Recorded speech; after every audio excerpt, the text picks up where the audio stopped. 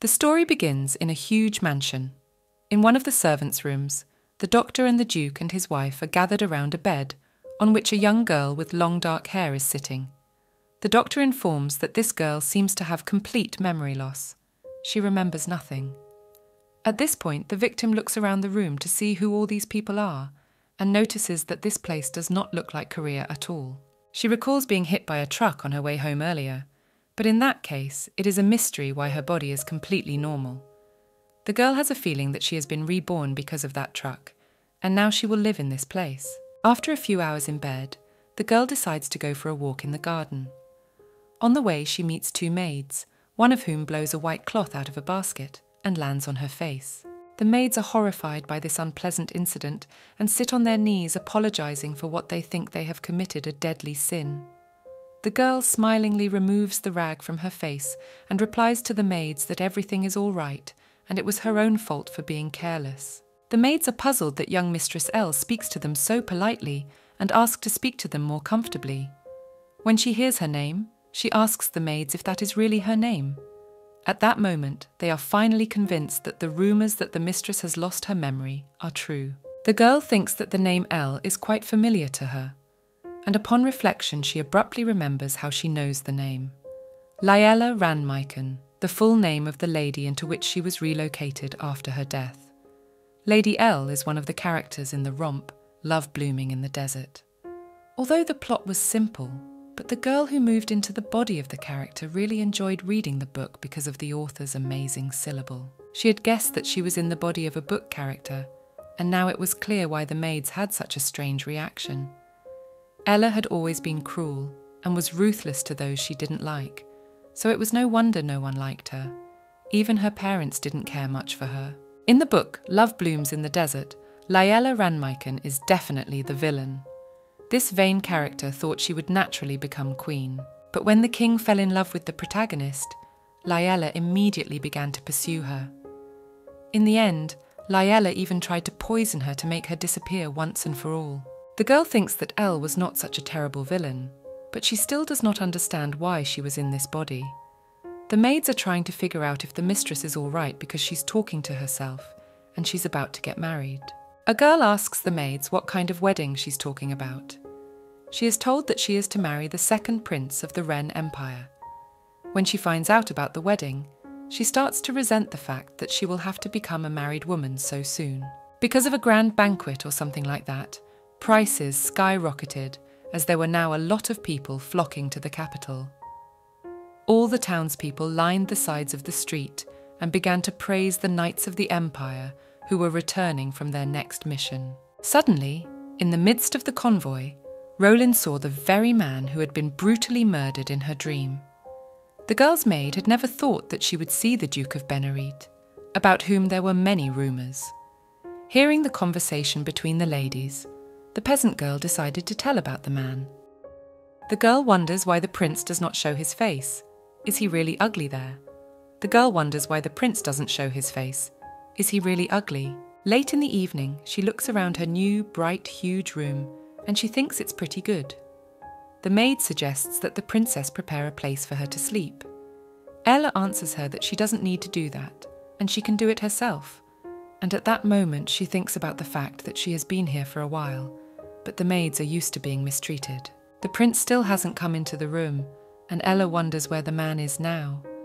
It seems he's not willingly getting married, and it's such a shame to leave his bride all alone on the first night. Hundreds of years ago, the god of night and darkness Nerian existed, and Roland had been his priestess in her past life. After the girl woke up, she didn't remember much of the rest of her life, but she was sure she had seen the memories of the past. Elle starts to think that maybe it's for the best, because it's exhausting to live with someone whose temperament may not be compatible. Then it would be better not to date until they're both dead. But it was too much when the prince still hadn't shown up after a month. Elle asks Larry if the prince is really that ugly. She is very interested, so she asks her to tell her. The maid's face pours sweat from fear, and she doesn't know what to say to her mistress. Elle tells the maid that she can put up with everything, but the ugliness really repulses her. The maid is surprised that the princess has not heard anything about the prince and tells her that in truth she has never seen the prince in person, but they say that during the day he takes the form of a monster. Elle is horrified by this. The maid goes on to say that the people say that when the prince was little, he was cursed by an evil wizard, so he always hides during the day.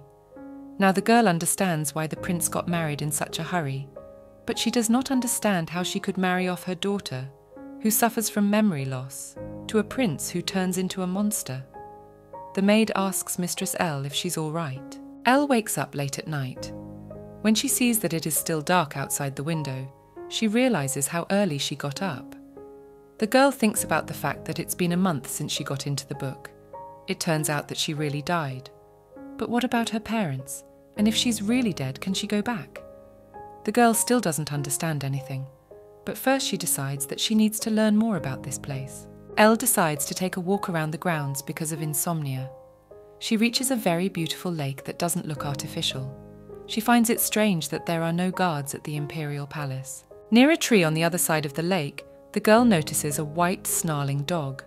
The girl is frightened by it, but for some reason she doesn't think it wants to bite her.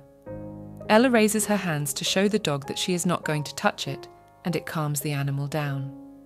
Continuing to sit on the bank of the pond, the princess notices that she feels sluggish because of the atmosphere.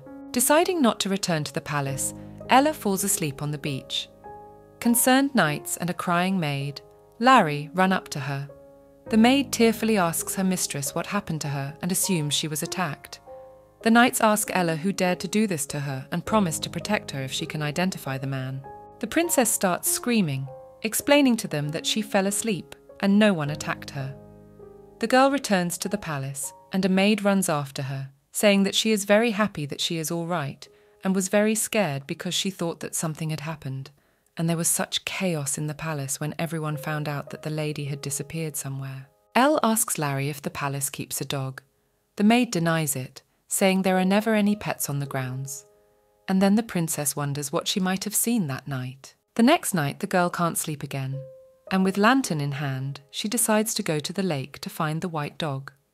Remembering the maid's words that she has never seen a dog here, Elle suggests that perhaps it is a dog from another palace. When the girl comes to the lake, she sees a man with a veil on his face, and she realizes that her husband, whom she has not seen for so long, is standing in front of her.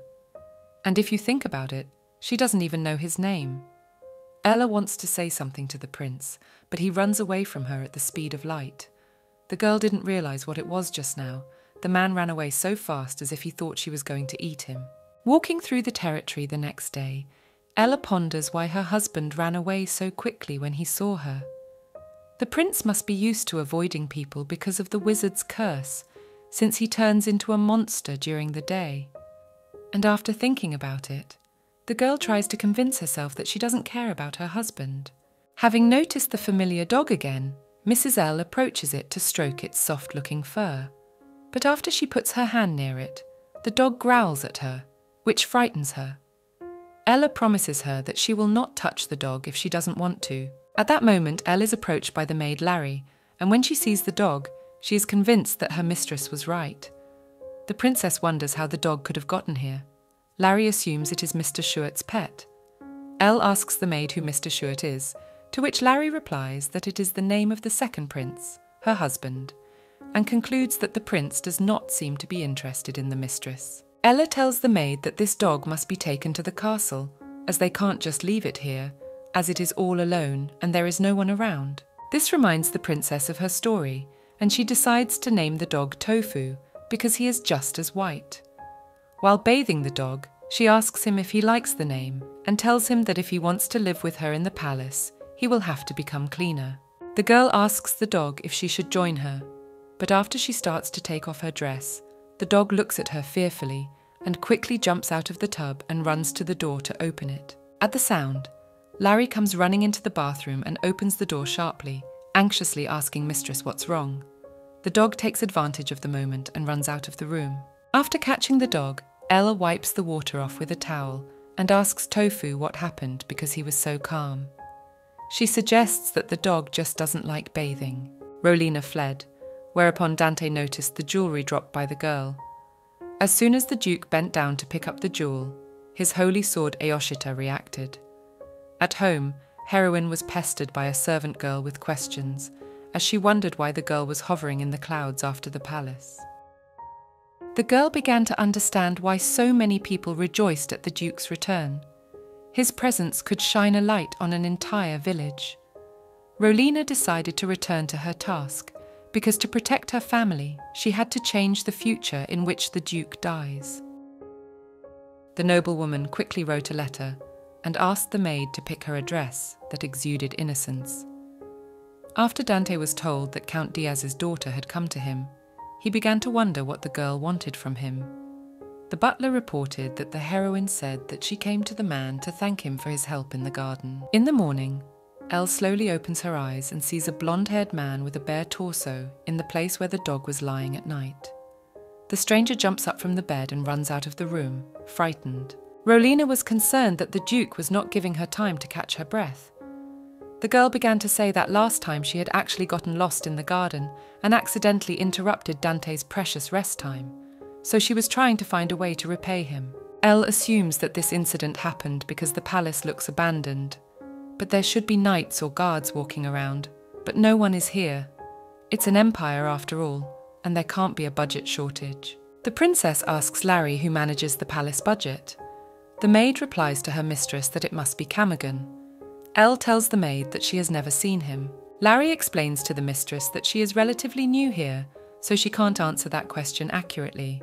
And in fact, before Ella arrived, the servants were not having the best time. Ella, stroking Tofu, asks the maid why this happened. Is it because she is a villain, and they are servants, that she would quarrel with the chamberlain? The maid replies to the princess that this is not the case at all, and she never thought the mistress was evil. Ella asks the maid to tell her the truth, and not to panic, and tells her that she really wants to meet the chamberlain. Larry agrees to pass on her words, and then leaves the mistress. The dog begins to growl. Ella tries to figure out what Tofu is reacting to, the meeting with the chamberlain, the mismanagement of the palace, or the Lari. Tofu didn't react to all of the above, but after the girl said the word pervert, the dog growled again. After saying these words a few times, Elle concludes that Tofu wants to protect her in this way. She pulls the dog close to her and hugs him tightly, saying that he is very sweet. At this point, Ella thinks that the chamberlain doesn't seem to be very busy, so she will have to find him and talk to him. Meanwhile, the chamberlain, a man with a monocle over his eye, is drinking tea at a small table in the greenhouse, accompanied by his personal guard. Elle, his dog and his maid, Larry, decide to pay a visit to the chamberlain and arrive at the place where he is currently staying. One of the guards blocks the girl's path and tells her that she can't enter the greenhouse now. Ella crosses her arms on her chest and tells the guard that he should know who she is, and if he doesn't, he can remind her. The men in black tuxedos greet Her Highness the Princess. Realizing that the guards know who she is, Elle asks them why they are not moving away and asks them to let them in immediately. At the same moment, the dog starts growling at the men. The guard calls the dog a bitch and asks what it is doing here. When Ella hears that her dog has been insulted and is not allowed to pass, she swings her hand and hits the man on the cheek. Looking at the guard with a threatening look in her bright yellow eyes, she asks the man how he dared to speak so carelessly to her dog and finds his behaviour unacceptable to herself. Ella thinks that in Korea such things are not allowed. Until now, when she was still in the kingdom of Sahad for a few days, all the maids helped her, but here, Larry does everything alone. But anyway, Tofu is much more valuable to her than all those servants. She can't help but like a cutie like Tofu. But Larry and Tofu were not originally in the book, and the fact that Liella married a representative of the Ren Empire is already radically different from the initial version of the story. When the chamberlain sees the maid, he reminds her that he said he would come to the princess himself. Larry explains his actions by saying that it has been several days since he promised. The chamberlain is angry and asks the maid in a rude manner how she dares to contradict him. Liella is a very cruel person. She has no regard for the feelings of others and is very cruel. She feels a sense of inferiority, being the daughter of a duke who never managed to become a worthy knight of the kingdom. and since she has no support in the Ren Empire, the only way to defeat the Chamberlain is through cruel behavior. The girl has no other choice, and so she decides to punch the man right in the face. The Chamberlain flies backwards, falling from his chair, blood gushing from his nose. The butlers are horrified by what they see. The man starts screaming in pain and tells Elle that even though she is a princess, he will not leave her like this. Although the heroine had already seen the Duke's impending death after visiting the Emperor's palace, but now she began to see this dream more and more often. So it began to seem to her that this day was very close, but she did not know how to save the man at all. Sitting down with the Chamberlain at the table, Ella asks Mr. Kapari if he really manages the budget of the Imperial Palace, as they say. And what a silly name he has. He is not a gnat to be called that. The girl asks the Chamberlain to give her the rights to manage the budget. Kapari is surprised by this request, and the princess asks him why he has such a reaction, as it is not natural to have a mistress in the house. Initially, the budget is managed with the prince's agreement. However, since the prince can only do things at night, the Chamberlain Kapari must be ruling by day, but that won't just leave it to Elle. Rolina had a new habit after she started seeing the future. She tried to write down her dreams on paper until her memories of them were gone.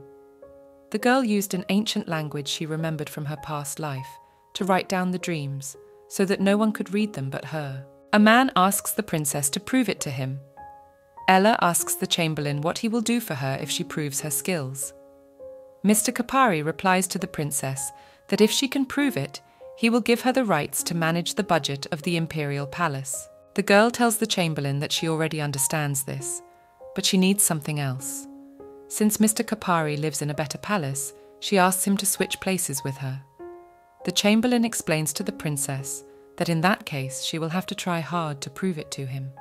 And at this moment, he thinks that Mrs. L can't solve complex problems, and he just needs to catch her by examples. The Duke asked not to be disturbed, as he still had business to attend to in the wing of the castle where the rooms of the imperial family were located. The young man reminded him that a man should not make hasty decisions, for the nobility was watching him closely, and meeting the princess alone could raise many questions. Tamed smacks his hand on the table out of anger. He can't believe that the princess can be so good at math, and then starts screaming in pain because the dog is clawing at his leg. Elle is very amused by this situation. At night, the Chamberlain sits in his room with a bandaged leg and ponders that he has already achieved so much. Then why should he then hand over all power to a princess from another country? But no matter what, he can't leave this palace. During that conversation, Ella told him that if he didn't mind living under the same roof with her, he could stay. Mr. Kapari promises himself to kill the dog and asks the maid to watch everything the princess does from now on. At this point, Elle has already moved into her cosy new room, and jumping on the bed, she thinks aloud that now that she is out of that filthy palace, she feels that her depression is gone. The maid Larry tells her that she is very happy for her and notes that she is much happier since the tofu appeared. Elle closes her eyes and thanks the maid for her appreciation and tells Larry that if she is asked to leave her for another palace, she should not, and promises to protect her and the tofu. The maid promises her mistress that this will never happen. The next morning, Elle sitting in her study, she checks all the reports. The girl finds the last report by the date on it and asks the maid what she ate all this time. Larry lists that the princess had soup, salad, fruit tea, and sometimes dessert. After looking at all the expenses of the last report and seeing that the food expenses amounted to 1,000,000 gold pieces, Ella asks the maid why the food expenses are so high and who is spending the money to maintain the property, and if she knew about it. Larry replies to the mistress that she didn't know about it, and in fact she even had to ask Mr. Kapari to bring her food. Ella gets angry and asks the maid why she didn't tell her right away. Larry explains to the princess that she was worried that she would get upset and not eat properly. Ella rested her head on her hand and sank into her thoughts. She knew that corruption was involved, but this was too much for her. At that moment, she heard a strange sound outside the office door, and Tofu reacted to it and jumped out of her seat. Ella goes out into the corridor with the dog and sees a frightened maid who has fallen to the floor. The girl asks the maid if she was sent here by Mr. Kopari. The maid introduces herself as Eleanor and explains her presence here by saying that she was cleaning the main palace. Elle asks her why she's here and not in the hall. Without waiting for a normal response, Princess tells Elena that there is no need to clean up here, so she can go and asks her to tell Mr. Kopari not to pull any more stupid stunts. After the maid runs away, Elle thanks Tofu the dog and hugs him, telling him how smart and handsome he is. The dog pushes the girl away, which confuses her, and suggests that the reason for this is that Tofu just doesn't like kisses. The next morning, the Tofu disappears without a trace. Ella searches for him all over the room, but to no avail, especially since she can't see where he goes at night. A maid enters the room and reports to the mistress that she has searched the whole corridor, but he is nowhere to be found, and noting that the weather is fine, suggests that perhaps Tofu has gone for a walk. Ella wants to hope it's true, but she's more inclined to think Mr. Digger did something to him. She can't get over the way he looked at the Tofu yesterday. Rolina was still a little surprised, as she hadn't expected the Duke to keep her company. Though it was not like Dante, but it was still difficult for him to understand the girl's goals only from the reports of others. The man decided to observe the heroine on his own and find out everything. The princess asks Larry's maid to go to the Kopari and tell him that she's not interested in all this aristocratic games, and to let him know that if anything happens to the Tofu, he'll be especially unhappy. And having finished the message, asks Larry if she knows where to meet the prince. The maid replies that no one really knows where the prince is, not even the chamberlain himself. The nanny used to take care of the prince, but then she was falsely accused and thrown out of the palace, and now no one knows anything about the prince. Before the prince was cursed, the nanny was the only one around him, but the diggers say she was kicked out of the palace. Everyone's just whispering about it, but there's no definitive information. At this time, the entire aristocracy of the imperial palace was furious because Dante was alone with the princess. They believed that the man had deceived them by telling them that he had decided to take the side of neutrality. The future of the prince, to whom they had sworn allegiance, was supposed to provide a carefree life. But what Ella didn't realise is that this place is much bigger than she thought. She can't use the servants and maids because they help digging, and there are only 3 or 4 people she can use to find the Tofu and the prince. Everyone had gotten tired during the search. At times like this, Ella really wishes she had a couple of nights. The princess tells the maids that it's okay to go home, because it won't work that way, and she'd rather ask the Duke for help. This evening, Elle starts writing a letter. She wanted to have as little contact with him as possible, but it can't be helped. Even if they married her off to a monster, Elle is still the Duke's daughter, and her parents shouldn't refuse to help her. At that moment, a maid enters the room with a letter personally written by His Majesty the Emperor. It says that the Empress wishes Princess Elle to arrive at the palace as soon as possible. The Emperor has sent his chamberlain and knights to escort her. The letter doesn't say why they are calling the princess to the palace, but it doesn't matter to her, as it's a great opportunity to ask the Emperor for help and also to tell him about what Mr. Kopari has done. Ella asks the maid to tell her that she will leave tomorrow, and now she will just sleep. The maid rebukes the mistress that it is not possible to sleep on the table, and that it is necessary to go to bed. The next day, Ella wakes up in her bed and sees her dog Tofu standing over her. She hugs the dog tightly and tells him that she was very worried. The next day, Ella wakes up in her bed and sees Tofu standing over her. Dante noticed that she said all those words without any hesitation, and for a noblewoman she was too obedient. The Duke wondered why Rolina hadn't brought a maid with her, but she didn't want to disturb Betty, since the maid didn't know the man personally. The girl decides that she will no longer hold back and will not be upset. She needs to become stronger and angrier, so she can protect those she loves. Ella tells the maid that as planned, she will go to the Emperor, and therefore asks her to prepare everything for the trip. Ella decides that she will no longer be the daughter of a duke from another country, but will show that she is a real princess and reclaim her rights. Larry thinks this is a great idea and suggests starting by choosing a dress. The maid takes Mistress to her dressing room and shows her the jewellery section that Elle used to love. The light of the jewels dazzles the princess. She can't believe it's all real. In the book, Layla only used high-quality things. She had a good eye for that. She doesn't know about it, so she wears everything. Maid Larry asks Mistress to wait, as she is going to prepare her perfectly for the trip today. Larry chooses a turquoise dress with white inserts. The girls notice a strange expression on Tofu's face. The maid suggests that he must have fallen in love. Elle asks her if this is really possible. Larry replies that humans and male animals are all the same. Since Elle didn't know the exact sex of her pet, she was surprised that the maid assumed he was a cable. Larry offers to check it out, but Tofu runs away and hides in a corner. Ella once again feels as if the dog understands them, and sometimes he really does resemble a human being. The nobles reached home without any problems, but Rowelina was quite tired on the road. The girl kept wondering if there were any problems to stay with the Duke in the same estate. She had dreamed that the man's death would happen in the winter, so she still had plenty of time. Ella gets into the carriage and thanks Shudin for coming to escort her. At that moment, her dog Tofu runs towards the girl. The knight points his sword at him, thinking that this animal wants to harm the princess. But she does not like this chivalrous gesture. Elle asks to put away the sword immediately, as this is a dog she is raising and not a dangerous beast. And as soon as Tofu runs to the carriage, the princess warns Shudin that this dog will go with her in the carriage. They are on their way. Ella, stroking the dog, tells him not to do that because it was very dangerous and he's already covered in welts and didn't want him to get hurt again. Larry, with a smile on his face, notices that Tofu is stuck to Mistress like gum and does not react well to her touch. Ella asks Tofu why he's upsetting Larry. Sometime later, the princess arrives at the imperial palace.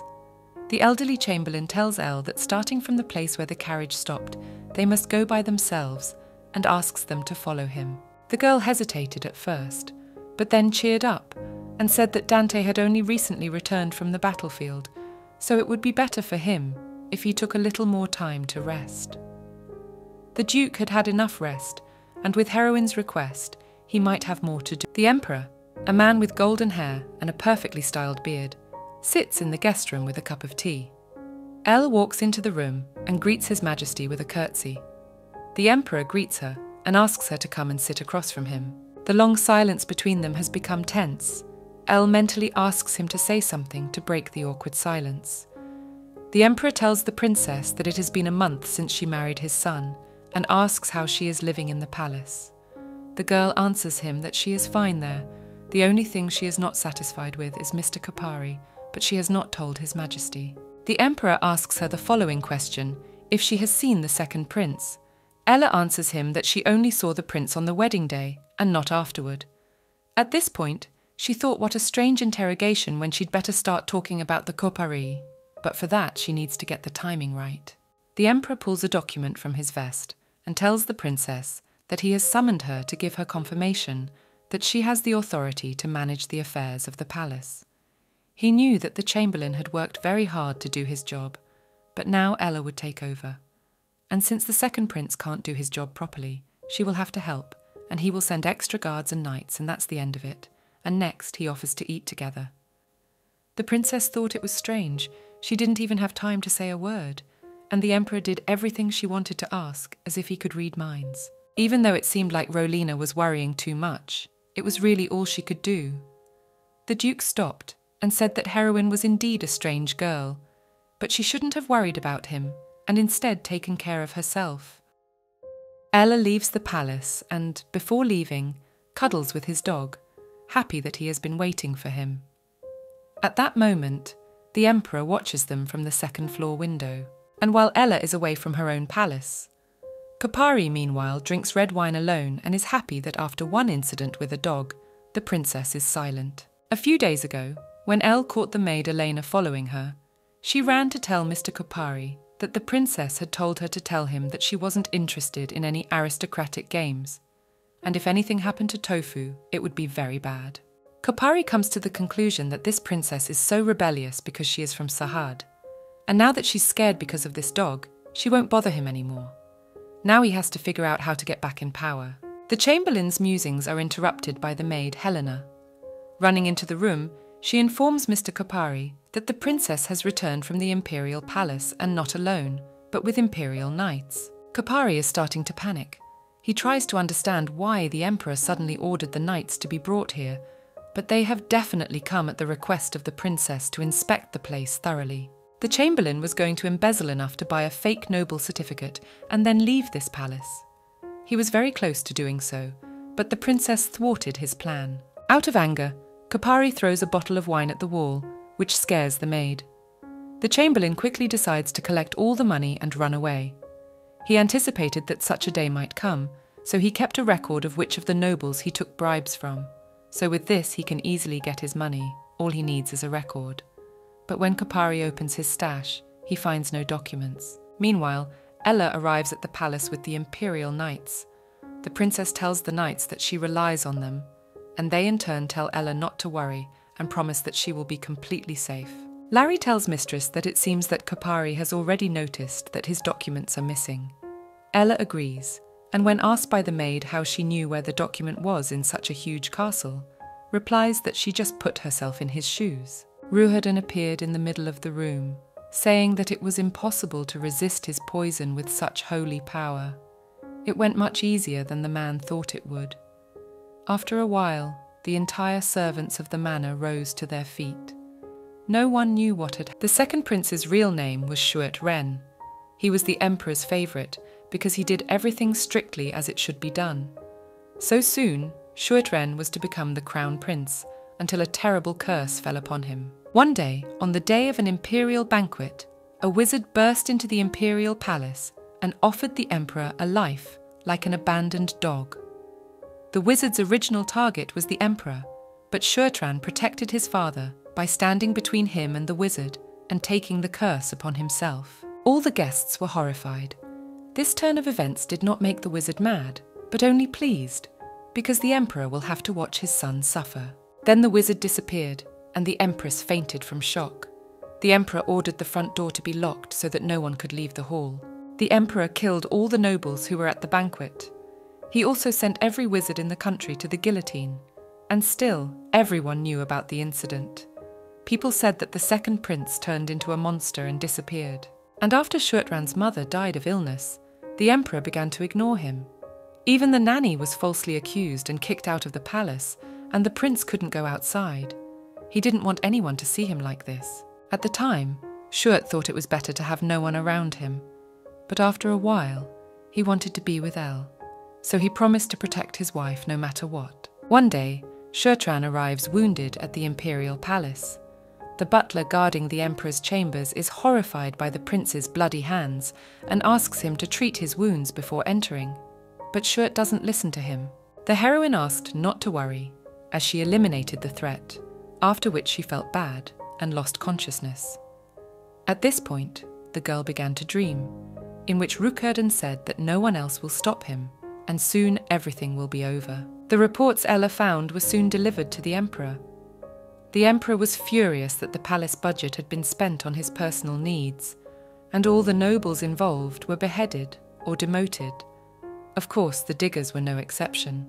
The emperor standing at the window is thinking that it is even good because he got a good opportunity to get rid of these parasites. But he didn't think Shuat would personally ask for it. Strategy is courageous with a smart eye. Shuat would definitely be the next crown prince. The first Prince Reynard does not possess such qualities, and if it weren't for that damn curse, a worthy man would have succeeded to the throne. He remembers Elle hugging the dog before leaving the palace, and then a thought occurs to him. To break the curse of Shuat Ren, he must fall in love for real. All he has to do is find a woman who can love a prince, but it would be hard to love a dog. But who knows, maybe the princess will be able to break the curse. Of course, Princess Elle is the daughter of a duke from the state of Sahad, which at every opportunity to the price tries to attack the empire. But however this problem can be solved, the emperor calls himself Shudin, says it seems he will need to send a gift to the princess. In the evening, Ella finally finished her reports. The maid notices that the princess has been working since morning. Ella is glad that she was able to solve the problems sooner than she thought. Larry tells the mistress that this is all possible because of her. The princess replies to the maid that it was possible because she had tofu and her. Larry is very moved by these words. On this day, Larry has prepared a really good breakfast for Mistress, and the table is set with many dishes, including fruit, pancakes, and fried fish. The maid tells mistress that even though the cost of food is less than it used to be, the food is much more sumptuous, and now everyone around them is doing their best to make a good impression on the princess. Ella asks the maid what the reason is. Larry explains to the mistress that it is because she has this diamond necklace that His Majesty the Emperor gave her last time. Since then, rumour has it that Mistress Ella is in the Emperor's favour. It was only now that she could finally meet, but in the end, she didn't even have time to say a word. Date hadn't even bothered to explain to her what the rumours were going around town, or what he even wanted. In this position, there was no way for the girl to know what was going on outside the manor. At that moment, Tofu runs up to Ella. She hugs the dog and asks him if he will stay with her for a long time. She sometimes thinks Tofu knows what she is talking about. The heroine did not know Escher's intentions, but it was wrong to enter her room through the window, so the young man should have left before she called the guards. The young man couldn't leave because he had to present the girl with a personal invitation sent by the Princess of the Empire. Afterwards, the princess suggests that Tofu take a walk together. Elle goes outside in a soft pink dress and hat and sees the maids shoveling a mountain of letters.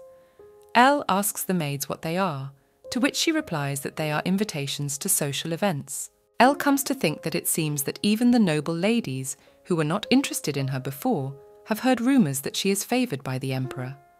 The girl orders the maids to refuse them all. Along with the Tofu and ale walks Larry. She asks the mistress if she is going to continue to decline invitations. The princess confirms this and tells the maid that it would be nice to be friends with the nobles to be ready for any eventuality. But for now, she doesn't need it and is happy as she is. But after that, the invitations and refusals began to recur. For 3 days, the maid Larry brought letters with invitations to the lady, and for all of them, Elle asked to send a refusal. On the 4th day, the maid comes to the princess again, but with a letter in her hand. Elle expected to hear that it is another invitation from the nobles, but before she can say anything, Larry interrupts her and tells the mistress that she has come for another reason. She has been sent an invitation to a banquet in honour of the second prince's birthday. It seems strange to Ella that they are going to do a birthday banquet for the monster prince, but they didn't hold one before, and why then they decided to do it now. The Emperor had been ignoring the second prince all along, and now he had decided to take an excessive interest in him. The princess wonders what the Emperor is up to. Though she doesn't know what he's up to, she needs to make sure he doesn't do any more annoying things like this in the future.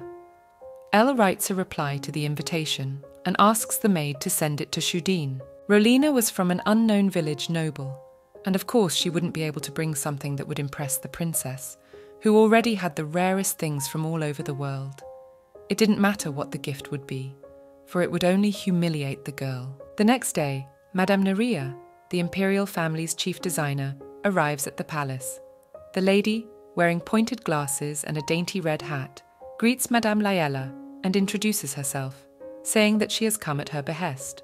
Elle extends her hand to Madame Neria and tells her that she relies on her to choose her dresses. And having estimated the appearance of the designer notes that she is all sparkling, and with her help, she will be able to extort a lot of money from the Emperor so that no one would want to invite her to such a party. Madame Neria, having laid out the sketches on the table, shows the most popular styles of dresses of this season. Layla doesn't like all the choices. She decides to ask the designer what style she thinks suits her best. The princess didn't think that Rolina would prepare something, so she was even curious. The girl decided to give a sword as a gift, since she had heard that Her Highness excelled in martial arts. The entire aristocracy began to say that it was a completely insignificant. Ella, after a little thought, tells the designer that the idea sounds good and asks her to come to her with sketches and prepare clothes for the dog. The request to make clothes for the dog surprises Madame Neria. The princess explains that Tofu will also go to the party with her. Madame Neria indignantly replies to Layala that she can't put her clothes on some dogs. Meanwhile, the maids are whispering among themselves, one of them telling the others that she didn't know it was allowed. She deliberately called out to the man who was the reason for the many rumours surrounding the Duke. Suddenly the sword began to glow, and then the girl explained that it was an ancient blade made of mithril, which everyone called the... Elle didn't expect this designer to leave so quickly, and asks Larry to find another designer who will have clothes for the dog. The maid replies that it will probably be hard to find someone because everyone hates dogs. Princess, looking at Tofu, doesn't understand how you cannot love this sweet good dog, and he is so loyal that no human can compare to him. The main reason why mithril was called the metal of the gods was that the mineral itself gave off a glow, so the princess could tell with the naked eye that it was mithril. Rowelina understood that it was hard for ordinary people to believe in such a thing, because most likely Lady Sylvester had seen mithril for the first. The designer lays out new designs on the table and says that the banquet is still 3 months away, so they will have time to make up to 4 dresses. Ella accepts the designs and asks Madame Nerea to make sure that the fabric is of the highest quality and to prepare 10 outfits including clothes for the dog. Madame Nerea does not like such a request. He explains to Mrs. Lael that she has other orders, so her schedule is very tight. Elle promises the designer that if she changes her schedule, she will pay her 5 times as much. Madame Nerea replies to the princess that she can't do that because she has a relationship of trust with her clients. Madame Nerea also refused to increase the payment 10 and 15 times, but after Ella offered to secure her as a permanent designer, she still agrees to make 10 outfits. The princess tells Madame Nerea that she believes she will do her best and will be paid for her work by the imperial family. The designer leaves the palace. Elle wonders how much it will cost, and she's going to choose her own jewellery. She's sure it's enough to make the emperor's head spin when he sees the prices. The next day, a jewellery merchant comes to the palace. Having laid out all his goods on the table, he tells the princess that he has chosen the best jewellery that will suit her. The man shows her the most expensive piece of jewellery, a necklace with blue stones, but Tofu snatches it out of her hands, dropping it to the floor. The necklace shatters into many pieces. The peddler panics and tries to justify himself by saying that everything is just as the lady would have thought. Elle asks the man how he dared to give her fake jewellery and asks him to get him out. The guards take the merchant away, but he tries to justify that it was just a sample and the real jewellery is elsewhere. It was the first time they had ever seen the Duke speak to a woman in such a manner. The princess began to say that Lady Diaz was the cause of all the rumours, and if it wasn't true, the Duke wouldn't show up in person.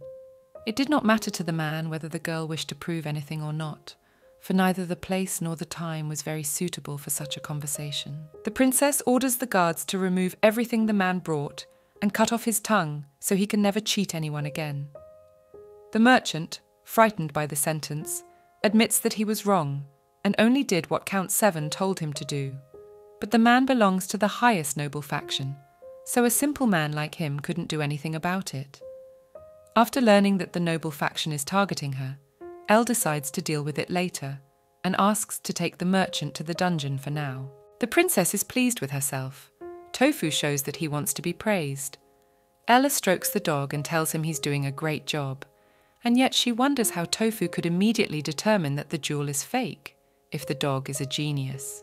The next morning, the princess wakes up and again sees the blonde-haired man she called a pervert on her bed. The prince wakes up to staring at him. Realising he's been exposed, Schuert runs to the window and jumps out of it despite the princess's plea to not leave and talk for a bit. Ella never realised what it was. At breakfast, the maid asks Mistress what the end result was of this perversion. Ella tells Larry that it seems the man is her husband. Larry is surprised that the pervert is a prince. Of course, Ella realises that it is quite normal for a legitimate couple to share a bed together, but the prince suddenly appears and runs away without even talking to her. And it occurs to her that if not only is he a monster who becomes human at night, but he can't speak in such a fantasy world, anything is possible. And if that's the case, then why would the prince secretly watch her sleep? Larry suggests that he does it because he likes Mrs. Layla. The princess refutes this because it can't be so, since they haven't seen each other since the wedding. Larry replies that perhaps the prince was watching from afar and found out that Elle is a very nice person, so he decided to go to her bed. Elle tells the maid that it's not like that at all, and also that she doesn't really care what her husband looks like, and thinks that whatever it is, it's just a place in a fantasy love story. A world where it's not weird if a dragon appears out of nowhere and starts spewing flames. The princess adds to her words that she just wants to hope that the prince will someday confidently appear in front of her without hiding. At that moment, Tofu jumps on her lap. Tears are streaming from his eyes. Elle is worried about the pet and asks him why he is crying, if he is worried that her husband will hate him. The girl asks Tofu not to cry because he is the most beautiful creature in the world, and her husband will not judge him just by his appearance. Time flew by very quickly. The fall came. In contrast to the bad events in the book, Elle's life was peaceful and calm. She became happier and gradually got rid of her depression. The girl gathered herself, and they travelled with the Duke to the place where she was to prove her words. Dante wanted to know where they were going, but Rolina asked to just follow her. They had to put on masks at the entrance, and then they went to the underground auction. Elle decides that the nobles are so insistent on sending invitations that it might be better to show up at least once. The princess asks Larry when the prince's birthday is. The maid tells her that his birthday is tomorrow. In the evening, Ella receives all the dresses she ordered from Madame Nerea. The girl asks to show her all the dresses. Among them, there are red, pink, and purple shades. The last thing left to show is the pants that Ella asked the designer to make. The princess takes out her jumpsuit from a white box. Madame Nerea asks Madame Layla which man she is going to give the gift to, and if it is a birthday present for the prince. As a child, the Duke was beaten, saying in order to proudly carry the name of the Bennerites, he had to be perfect. According to his parents, if you are not perfect, you will be thrown away. The auction host welcomed all the guests.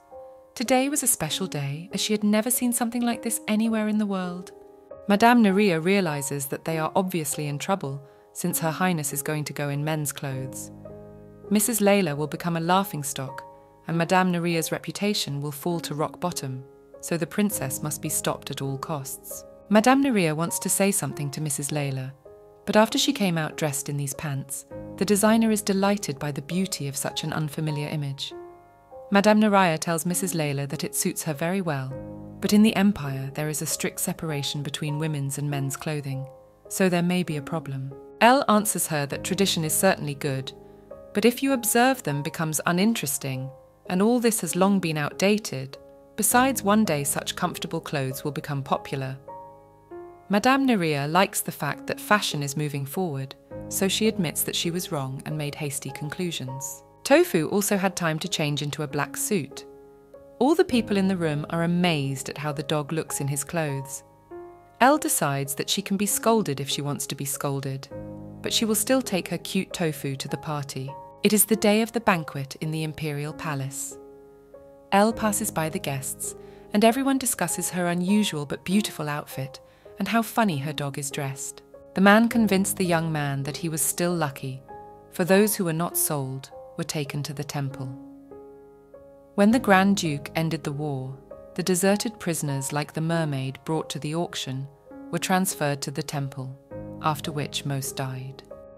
The emperor rises from his throne and, raising a glass filled with wine, says that he hopes that everyone will enjoy the banquet. Everyone raises their glasses and congratulates the second prince on his birthday. Elle looks at the empty chair and thinks about the fact that the main character of the day is absent, and what kind of a party can be without a celebrant? And what is the point of this party then? From the back, one of the noble girls with blonde hair approaches Ella and asks her if she is really the daughter of the Duke of Sahad. The girl introduces herself as Roberdina Sedel, daughter of the Marquis of Rennes. Ella, finishing her wine, wonders what that might mean for her. Roberdine explains that Sahad is a small country, and Rennes is large, so she thinks the Marquis of Rennes has a higher rank than the Duke of Sahad.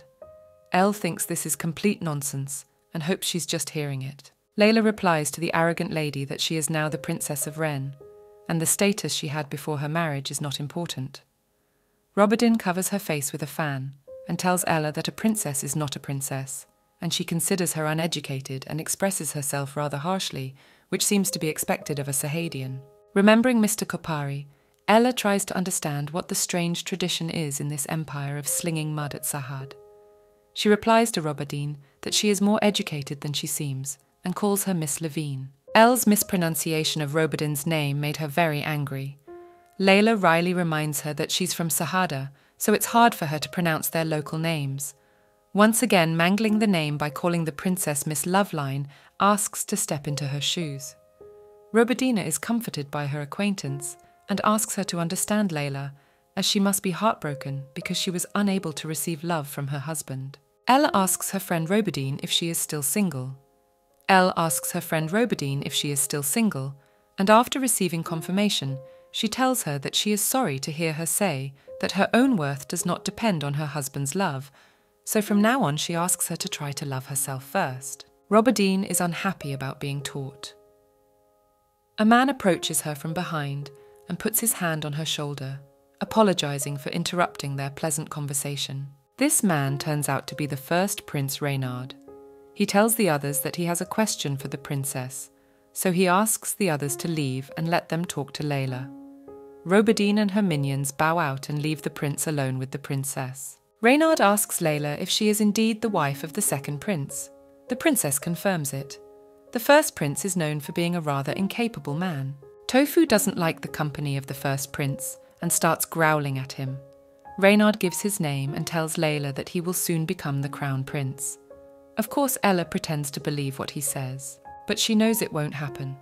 In the book, the emperor never got around to holding a ceremony to hand over the title of crown prince before his death. As he moves a lock of the princess's hair in his hand, he tells her that he thinks it is a difficult decision to marry a monster for the good of the empire. As he approaches Layla's ear, the prince asks her to find him when she needs him and promises he won't treat her badly. This infuriates Tofu, so he claws into Reynard's leg about bushwhacking her until it bleeds. Frightened for the prince, the knights run up to the scene in a panic. The prince points his finger at the dog and, calling him crazy, asks the knights to kill the culprit of his leg injury now. Elle is very scared for the dog. She runs up to Tofu and covers him with her whole body to keep the knights from hurting him. But the knights just stopped. Reynard doesn't understand why they don't follow his orders and asks them to kill the dog again. The emperor comes to the sound and asks his son to stop his hysteria since it is such a nice day. Reynard reminds his father that the sword has bitten him, and he also thinks that there has not been a single happy day since the monster was born into the family. The emperor asks his son to stop being rude to him. At this moment, the first prince is taken away by a guard, but Reynard tries to resist as he thinks that he has done nothing wrong and his detention is not fair. Ella is already happy that the problem with Tofu is solved, but the emperor orders the knights to imprison the dog that dared to bite a member of the imperial family. The princess tries to prevent the imprisonment by saying that Tofu did it unintentionally. But the emperor does not listen to her, and the knights lock Tofu in an iron cage. Ella clutches at the emperor's leg and begs him not to do this to the Tofu, as Reynard was the first to speak nasty things, and there are differences between humans and animals, and everyone deserves to live. The emperor replies to the princess that there are no differences and asks Layla to return to the palace. The countess is surprised to meet this man who once helped her so unexpectedly. Keraterian, watching from the sidelines, does not understand how they know each other and why Rahan knows the name of his apprentice. For the next few days, grief-stricken Layla did not get out of bed. Larry's maid asks her to eat something, but the princess asks her to leave the food and leave the room. Larry notices that several days have passed since they were told that the Tofu should return, but there is no news, and she is therefore very upset. Looking out the window, Ella thinks that if you think about it, there's something strange about Tofu. Besides, in the book, everyone who harmed the imperial family was beheaded, and His Majesty said he wouldn't kill the dog because it was special. Tofu is too smart and too fussy to eat, so it seems like he was abandoned by some nobles. And that conversation that day with the designer when she returned on the emperor's orders. All these oddities lead to the only hypothesis that the prince is not a monster at all, but Tofu. Elle jumps out of bed. Larry asks her if she needs anything. The princess tells the maid she doesn't need anything, and asks her what the other prince's name is. Larry tells her that the prince's name is Shuatran, and asks the princess why she suddenly wants to know. Without answering, Layla asks the maid if she can find out who was with the prince on the day he was cursed. A little later, when Elle is out of bed, Larry tells his mistress that all the witnesses are dead. Only a small number of nobles and servants could enter the banquet where everything happened. It is said that only the emperor, his wife, and Shuat himself survived. Elle asks the maid who told her this.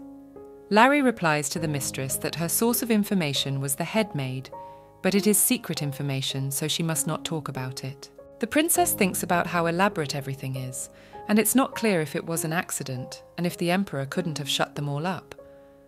Elle asks the maid if she can ask the head maid for a list of the nobles present. Larry explains to the mistress that after much begging to tell her something about that day, she realized that the head maid doesn't even want to hear about it. Elle decides to find out for herself, even though it might be dangerous. If it's the same as the book, then there's gonna be a war here for sure. And if Tofu really is the prince, then things are only getting more complicated. Shuat is a member of the imperial family, so he can't ignore his people. Elle, on the other hand, can't leave Tofu on the battlefield.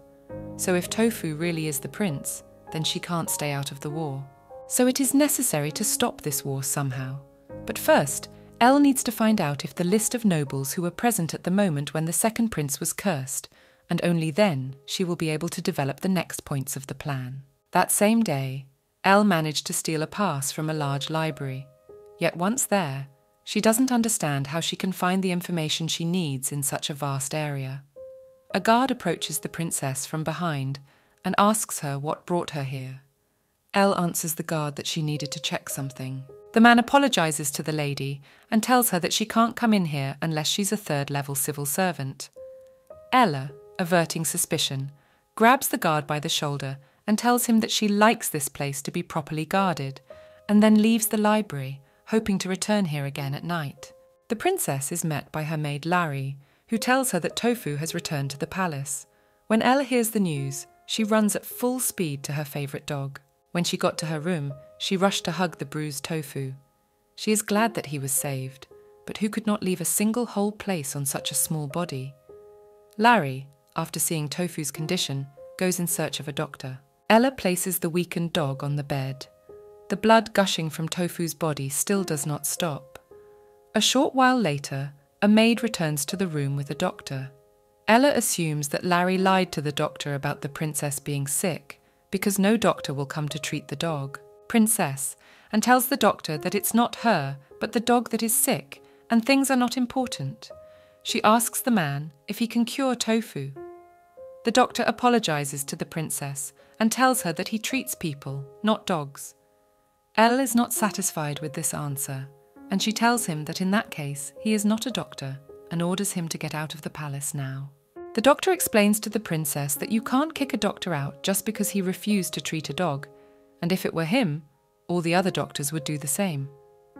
Layla replies to the man that she needs a doctor who will save lives, not do nothing, and orders the guards to throw him out. Elle asks Larry to make an announcement and say that no matter how much it costs, she urgently needs a doctor who can save any life, including a dog's. The princess takes out of a drawer some medicine intended for humans and thinks about whether it can be given to the dog. But since there is no other option, she pours the contents into a plate. Ella slides it over to Tofu and asks him to drink it. After finishing everything on his plate, Tofu falls into a deep sleep. Elle strokes the dog's head and thinks about whether she can just ask him if he is her husband. The princess is fine with the fact that he is a dog, but if he turns out to be a man, she won't mind either, because he is him. Opening her eyes in the middle of the night, sees Prince Shuat sleeping beside her. Just as Ella thought, the Tofu turns out to be human. And it's possible that Shuat doesn't know his secrets out. In that case, she just has to wait for the prince to tell her directly. Rahan looks at his friend with a look that tells him to play along. Serathirian gritted his teeth and told him that if he wanted him to leave, he would, because he was his master. Rahan puts his hand on his friend's shoulder and tells him that he keeps forgetting to do one thing, that this building doesn't belong to him, and that if he doesn't get out for a while, he'll be out of here for... The princess's maid Lari comes into the princess's room and brings a large stack of letters with invitations from the nobles. Elle finds it strange that she made such a fuss at the second prince's birthday party, and they decided to send her invitations again. Larry tells the lady that there are rumours among the people that the reason His Majesty did not kill the dog that attacked the imperial family is because Princess Layla is favoured by the emperor. The Brish family knights arrive at the training ground. Vice Captain Leo approaches Sir Damon. The knight, distracted from his notes, greets Leo. The Count apologises for the indelicacy, but he wonders where his superior, Archduke Canax, is. A little later, Tofu starts barking towards the window. Ella goes to the window trying to find out what caused the dog to behave so aggressively. The princess opens the curtain and sees a very cute grey cat in front of her. Elle wonders where he came from and says that even his arrogance looks cute. The girl decides to ask Larry if cats are treated the same as dogs here. The maid confirms, saying that unfortunately nothing can be done about it. Tofu's mood has become a little sad. He watches his mistress playing with the cat with a haughty look. Larry notices that Tofu seems jealous of the princess. Ella finds this jealousy amusing and tells Tofu that he is cuter than any cat. Now that Ella knows that Tofu is a prince, she can't let him live his life this way. She decides to expose the truth so as not to hurt Shweta in any way, and there is only one way to do it. Archduke Rahan asks the knight to hold the other arrivals until sundown. Sir Jason runs after the departing Archduke and asks him where he is going, for a gathering of the knights of the capital is planned.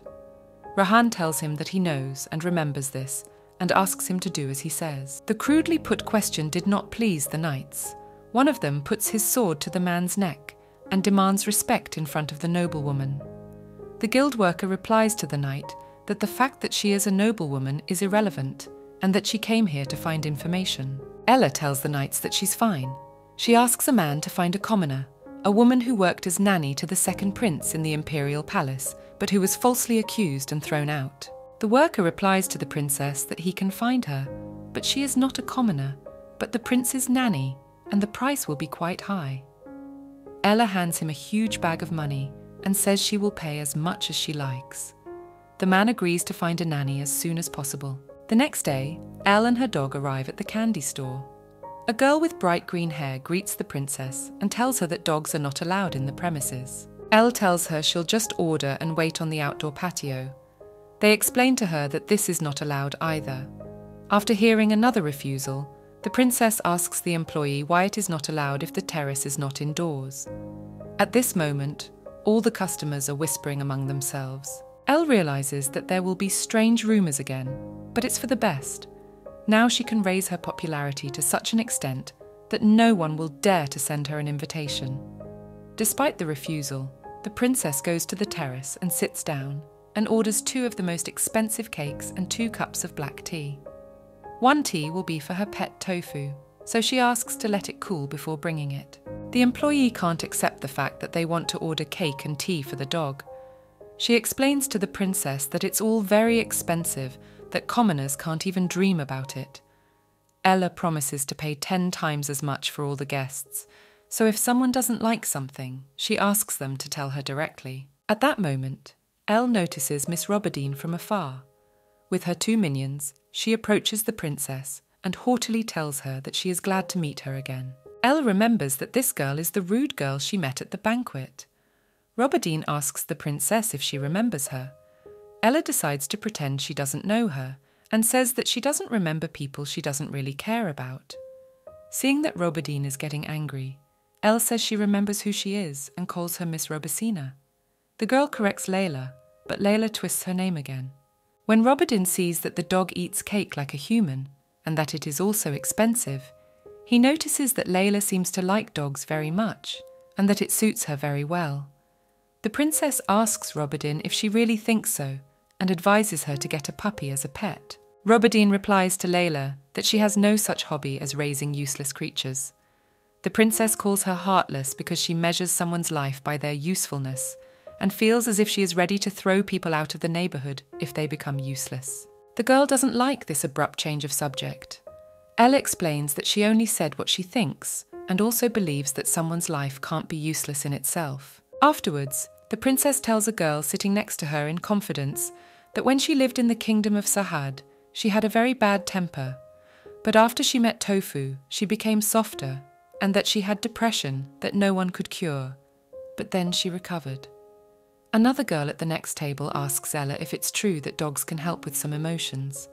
The princess confirms this and allows her to ask more questions on the subject. At night, Layla can't sleep because she drank too much black tea and she gets the idea to check what Prince Shuat is doing now.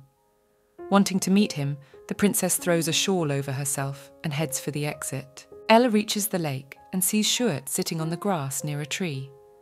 When the prince sees his wife, he jumps up to run away, but Ella grabs his hand and asks him not to leave because she wants to get closer to him. Shuert answers her that if they are together, the curse will spread. The girl smilingly asks the prince why he should get married if he is afraid of it. Elle apologizes for grabbing his arm and says she just wants to talk to him, so she asks him not to run away. Taking a seat next to the prince, she asks him if she can call him by his name, and after permission, she tells Shuert that he can call her Layla or Elle, whichever is more comfortable. She tells the prince that she knows about his nanny and asks him if he would be interested to know how she is doing. The girl is surprised by the refusal, but Shuert explains that it is better for him not to get involved with anyone, and it is enough for him that he knows that she is doing well, so there is no need for this. Ella has heard that the nanny is the only one who stayed with Shuert to the end, and therefore thinks that the prince definitely wants to meet her, even though he won't admit it. Layla tells Shuert that she has actually already made a request to the Information Guild, and if she finds out the nanny's address, she will tell him. The prince tells Elle that he doesn't need it, to which she replies that it's his choice to communicate with the nanny or not, but maybe someday he'll change his mind. The sun has already had time to rise. Ella rises from the ground and tells Shuert that a lot of time has passed, and it is time to say goodbye. At the end, the prince decides to explain his lack of words by saying that he hasn't really talked to anyone, and therefore it is difficult for him. Elle replies to Shuert that if he talks to her, then he will gradually get used to it, and it will not be so difficult. Shuert asks Layla if she will come to him more often. The girl tells him that she will definitely come to him when he wants her to. The prince is frightened and says that such meetings are dangerous, and asks Elle what she means. The princess notices that Shuert is very hard to make him talk, but when he takes the form of a dog, he barks anyway. Ella asks the prince why he thinks it is dangerous.